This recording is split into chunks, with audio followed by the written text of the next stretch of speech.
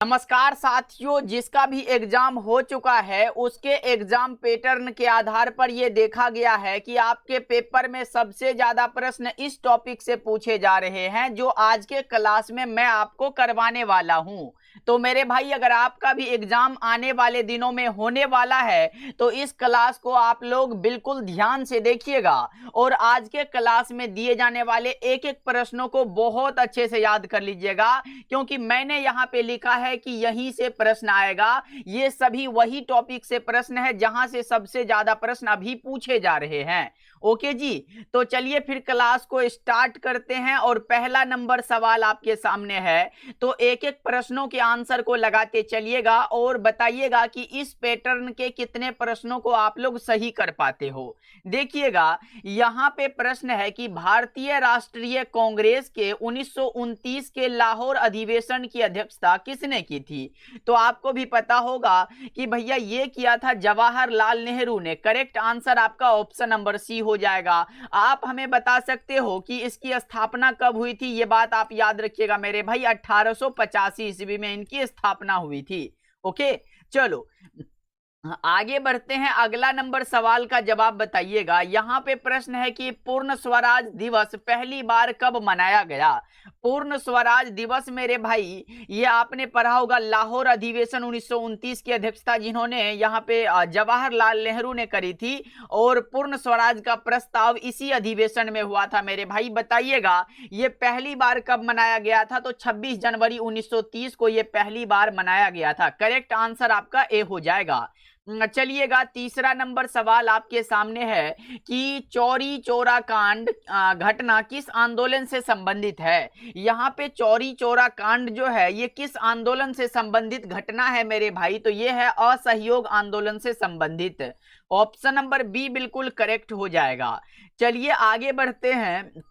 चौथा नंबर सवाल है कि इंडिका पुस्तक किसने लिखी थी। इंडिका नामक जो पुस्तक है ये किसने लिखी। तो आपको याद रखना है मेगास्थनीज ने लिखी। 4 नंबर सवाल का जवाब ऑप्शन नंबर ए बिल्कुल करेक्ट हो जाएगा। ओके, आप हमें बता सकते हो मेरे भाई कि आनंद मठ पुस्तक के लेखक कौन है। ये कमेंट करके आप लोग बताइएगा। जितना मैं अलग से पूछूं उसका आंसर आप लोग कमेंट करिएगा। ओके, चलो आगे बढ़ते हैं। अगला नंबर सवाल का जवाब आप लोग यहां पे बताइएगा कि सांची स्तूप का मूल निर्माण किसने कराया था। सांची का स्तूप जो है मेरे भाई, इसका निर्माण किसने कराया था। तो ये अशोक ने करवाया था। 5 नंबर सवाल का जवाब ऑप्शन नंबर ए हो जाएगा। चलिए 5 नंबर सवाल आपके सामने है कि भारत का नेपोलियन किसे कहा जाता है। भारत का नेपोलियन कहा जाता है समुद्रगुप्त को। किसे मेरे भाई, समुद्रगुप्त को कहा जाता है। यहां पे ऑप्शन नंबर ए करेक्ट हो जाएगा। चलिए आगे बढ़ते हैं। यहां पे प्रश्न है प्रथम बौद्ध संगीति कहां आयोजित यहां पे हुई थी। प्रथम बौद्ध संगीति मेरे भाई 483 ईसा पूर्व में हुई थी। बताइएगा ये कहां आयोजित हुई थी। तो आप बता रहे हो भैया राजगृह में। यहां पे सही जवाब ऑप्शन नंबर बी हो जाएगा। चलो आगे बढ़ते हैं। अगला प्रश्न है कि बंगाल विभाजन कब हुआ था। बंगाल विभाजन मेरे भाई कब हुआ था। तो ये 1905 में बंगाल विभाजन हुआ था और बंगाल विभाजन रद्द जो है 1911 ईस्वी में हुआ था।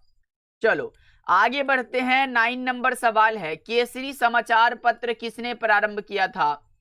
केसरी समाचार यहाँ पे पत्र मेरे भाई किसने प्रारंभ किया था। 9 का आप बता रहे हो बाल गंगाधर तिलक ने किया था। ऑप्शन नंबर बी हो जाएगा। चलो, और इन्होंने पूर्ण स्वराज, भैया ये आपने पढ़ा होगा कि यहाँ पे स्वराज मेरा जन्मसिद्ध अधिकार है और ये भी इन्होंने ही कहा है। चलो आगे बढ़ते हैं। यहाँ पे प्रश्न क्या है कि भारतीय संविधान सभा का गठन किस योजना के अंतर्गत हुआ। तो ये हुआ था कैबिनेट मिशन योजना के अंतर्गत। करेक्ट आंसर बी हो जाएगा। चलो आगे बढ़ते हैं। यहाँ पे प्रश्न है पानीपत का द्वितीय युद्ध कब हुआ था। पानीपत का जो दूसरा युद्ध है मेरे भाई ये हुआ था 1556 ईस्वी में। ओके, चलो आगे बढ़ते हैं। 12 नंबर सवाल का जवाब बताएंगे आप लोग कि आर्य समाज की स्थापना किसने की। आर्य समाज की स्थापना जो किया था ये किया था दयानंद सरस्वती ने। आपका सही जवाब ऑप्शन बी हो जाएगा। अगला प्रश्न का जवाब बताएंगे किस गवर्नर जनरल ने सती प्रथा समाप्त की। कौन से गवर्नर जनरल है मेरे भाई जिसने सती प्रथा समाप्त की। आप बता के चलिएगा लॉर्ड विलियम बेंटिक ने। करेक्ट आंसर आपका ऑप्शन नंबर बी हो जाएगा। चलो आगे बढ़ते हैं, अगला प्रश्न का जवाब बताएंगे। इनकलाब जिंदाबाद का नारा किसने यहाँ पे किससे सर्वाधिक जुड़ा हुआ है? इनकलाब जिंदाबाद का नारा मेरे भाई किससे सर्वाधिक जुड़ा हुआ है? तो आप बताइएगा भगत सिंह से, ऑप्शन नंबर ए हो जाएगा। चलिएगा, नेक्स्ट नंबर सवाल आ चुका है मेरे भाई। इन सारे प्रश्नों को अच्छे से याद कर लीजिएगा। देखो यहाँ पे है, भारत में जल विभाजक पर्वत के रूप में किस पर्वत को जाना जाता है? जल विभाजक पर्वत किसे कहा जाता है? जल विभाजक पर्वत यहाँ पे सतपुरा पर्वत को कहा जाता है। 15 का ऑप्शन सी होगा मेरे प्यारे भाई। एक बार क्लास को लाइक कर दो, और जितने साथी जुड़े हुए हो प्लीज एक बार सब्सक्राइब कर लीजिएगा मेरे भाई। सभी साथी क्लास को लाइक और सब्सक्राइब कर लीजिएगा। चलो आगे बढ़ते हैं। यहाँ पे प्रश्न है, निम्नलिखित में कौन सी नदी अरब सागर में गिरती है? अरब सागर में कौन नदी गिरती है? तो नर्मदा नदी जो है ये अरब सागर में गिरती है। चलो यहां पे बता के चलो, भारत का सबसे बड़ा द्वीप जिसे माजुली द्वीप कहते हो, ये किस नदी में स्थित है? बताओ जल्दी से बताइएगा। तो ये है ब्रह्मपुत्र नदी में, ऑप्शन नंबर बी बिल्कुल करेक्ट हो जाएगा। चलिए अगला प्रश्न यहाँ पे है, रेगुर मिट्टी का दूसरा नाम क्या है? रेगुर मिट्टी का दूसरा नाम आप बताओगे? काली मिट्टी है, ऑप्शन नंबर बी होगा। और ये मिट्टी कपास की खेती के लिए सर्वाधिक उपयुक्त मानी जाती है। चलो अगला बता के चलो, आप लोग यहाँ पे प्रश्न आ चुका है, बता दो जल्दी से कि भारत का सबसे ऊंचा जलप्रपात या फिर प्रमुख जिसे बोलते हो, जोग जलप्रपात किस नदी पर है? जोग जलप्रपात मेरे भाई भारत का सबसे ऊंचा या प्रमुख जलप्रपात है, ये कहां पर है, किस नदी पर स्थित है? तो आपने बताया भैया ये शरावती नदी पर है। कहां पर है? शरावती नदी पर। चलो आगे बढ़ते हैं। 20 नंबर सवाल है कि निम्नलिखित में कौन सा दर्रा सिक्किम में स्थित है? तो सिक्किम के दर्रे नाथुला हो जाएगा। इसके बाद एक और है जेलेपला। क्या यहाँ पे जेलेपला भी आपको याद रखना है। आइए नेक्स्ट नंबर सवाल को देखते हैं। 21 नंबर सवाल है, डेल्टा का देश किसे कहा जाता है? डेल्टा का देश मेरे भाई किसे कहा जाता है? तो बांग्लादेश को डेल्टा का देश कहा जाता है। चलो यहाँ पे प्रश्न है, कंचनजंगा किस राज्य में है? तो ये भी सिक्किम राज्य में है। कंचनजंगा किस राज्य में है मेरे भाई? सिक्किम राज्य में है। अगला प्रश्न का जवाब बताओ, भारत की सबसे बड़ी खारे पानी की झील कौन सी है? तो आपने बताया भैया वो चिल्का झील है। खारे पानी का झील चिल्का झील हो जाएगा। चलो आगे बढ़ते हैं। यहाँ पे प्रश्न ये है कि निम्नलिखित में कौन सा राज्य कॉफी उत्पादन में प्रथम है?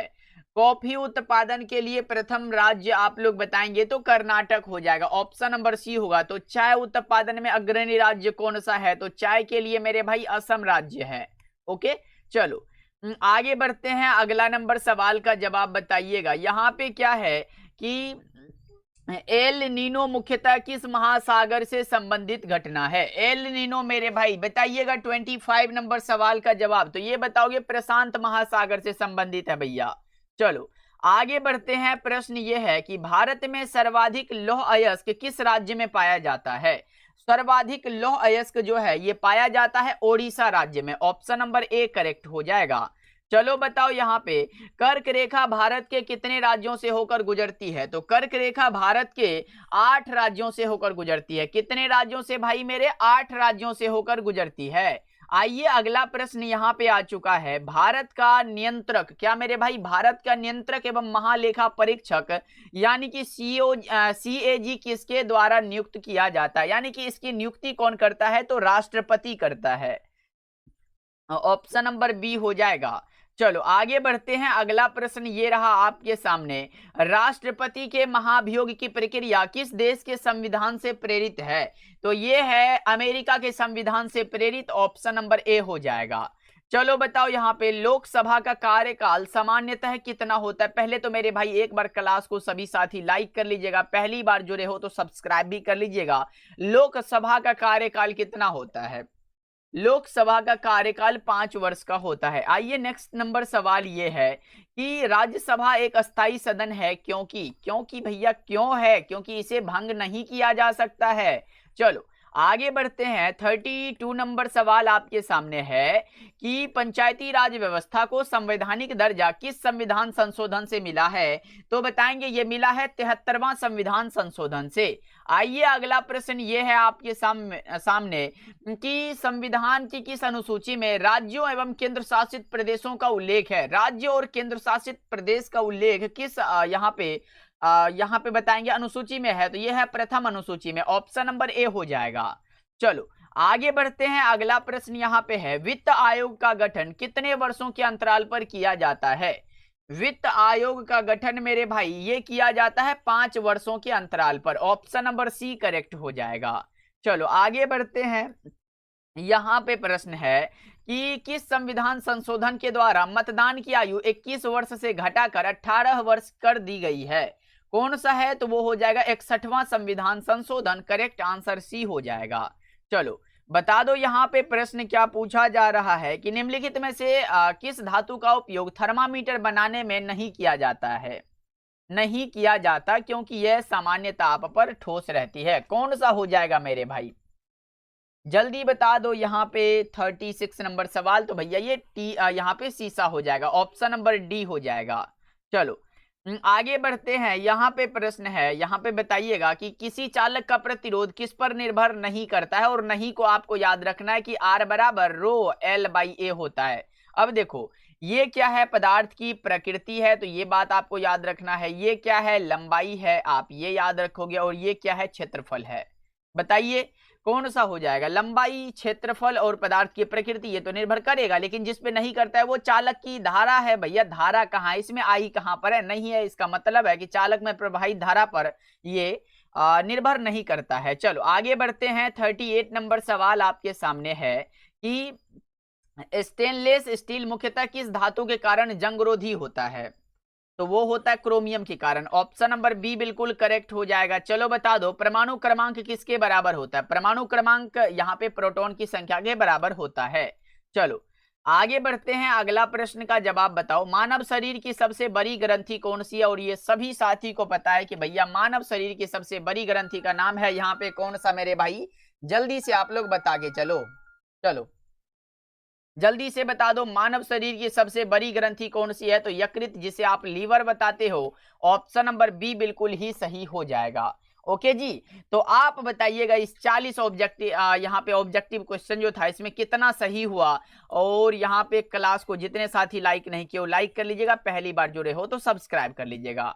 ओके, इसी चैनल पे हम आपके लिए डेली प्रैक्टिस सेट लाते रहते हैं मेरे भाई, इसलिए जुड़ जाओ हमारे साथ। मिलते हैं नेक्स्ट क्लास में, तब तक अपना ध्यान रखिएगा।